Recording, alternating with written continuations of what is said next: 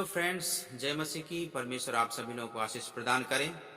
मैं परमेश्वर को धन्यवाद देना चाहूँगा इस सुंदर दिन, सुंदर समय के लिए कि परमेश्वर ने आपके और मेरे जीवन में यह सुंदर सा समय परमेश्वर ने दिए हैं, इसलिए मैं परमेश्वर को धन्यवाद देना चाहूँगा।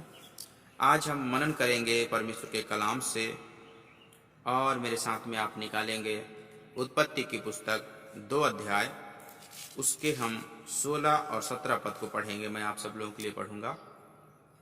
और यहोवा परमेश्वर ने आदम को यह आज्ञा दी, तू वाटिका के सब वृक्षों का फल बिना खटके खा सकता है, पर भले या बुरे के ज्ञान का जो वृक्ष है उसका फल तू कभी ना खाना, क्योंकि जिस दिन तू उसका फल खाएगा उसी दिन अवश्य मर जाएगा। आज का जो मेरा विषय है कि पाप क्या है।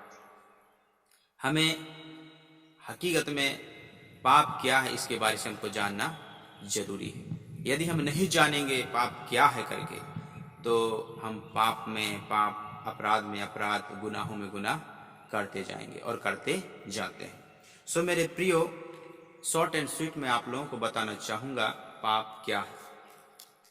पाप यह है कि परमेश्वर के नियम और विधि को तोड़ना ही पाप है। परमेश्वर के नियम और विधि को तोड़ना ही पाप, मतलब अनुशासन को तोड़ना ही पाप है। जैसे परमेश्वर ने आदम और हवा को एक अच्छा गार्डन में रखा हुआ था और परमेश्वर ने सिर्फ उनको आज्ञा ये दिया था कि सब पेड़ के फलों को आप बेखटके खा सकते हो, परंतु जो वाटिका के बीच में जो पेड़ लगा है भले और बुरे के ज्ञान का, उन्हें तुम मत खाना।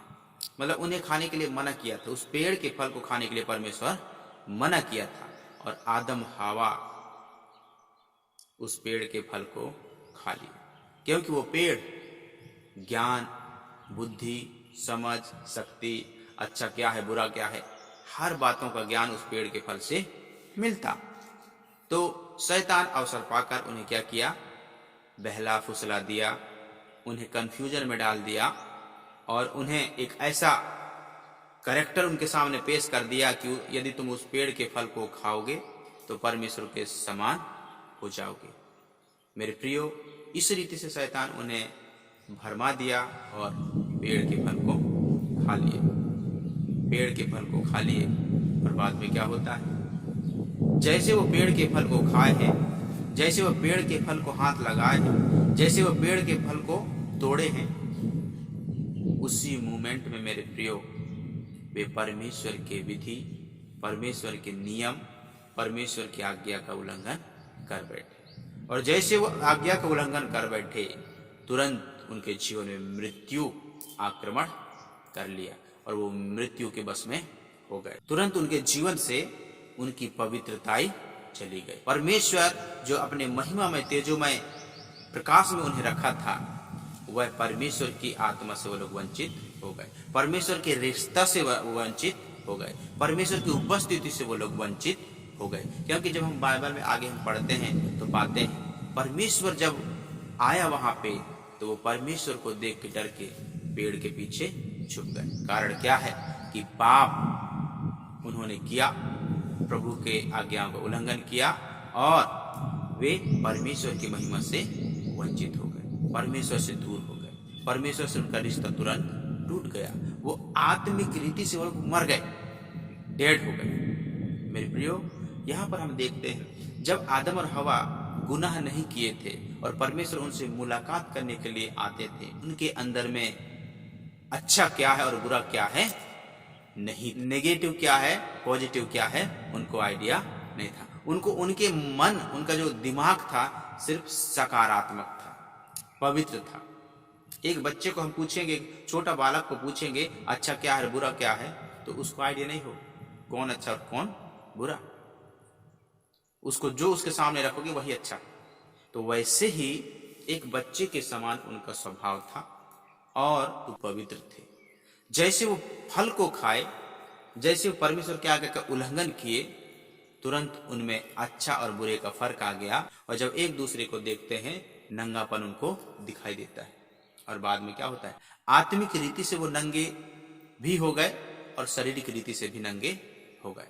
जो आत्मा को वो लोग अपने जीवन से खो चुके मेरे प्रियो, पाप करने के द्वारा, उल्लंघन करने के द्वारा जिस आत्मा को वो लोग अपने जीवन से खो चुके, वह दोबारा मिलना मुश्किल हो गया। जो रिश्ता परमेश्वर से टूट चुका, वह दोबारा मिलना मुश्किल हो गया। जो पवित्रता उनके जीवन में थी, उनसे निकल गया तो दोबारा मिलना मुश्किल हो गया। इसीलिए मेरे प्रियो, क्योंकि पाप हमें परमेश्वर से दूर करता, पाप हमें परमेश्वर से दूर करता है, हमें अपवित्र करता है, हमें परमेश्वर की उपस्थिति से दूर करता है, परमेश्वर से रिश्ता हमारा तोड़ देता है। पाप, हम बड़े बड़े पापों के बारे में ना सोचें, छोटा पाप, आज्ञा का उल्लंघन करना ही तो पाप है, बहुत बड़ा पाप है। और वो लोग सिर्फ आज्ञा का उल्लंघन तो किए और कितना बड़ा पापी ठहर गए। उनके द्वारा पूरा संसार, हम तुम सब पापी ठहर चुके। तो मेरे प्रियो, हम इस बात को जानना है, अपने लोगों को बताना है, अपने बाल बच्चों को बताना है, अपने रिश्तेदारों को बताना है और अपने आप को भी बताना है।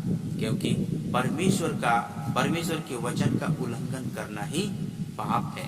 तो हमें परमेश्वर के वचनों का पालन करना है, उल्लंघन नहीं करना है।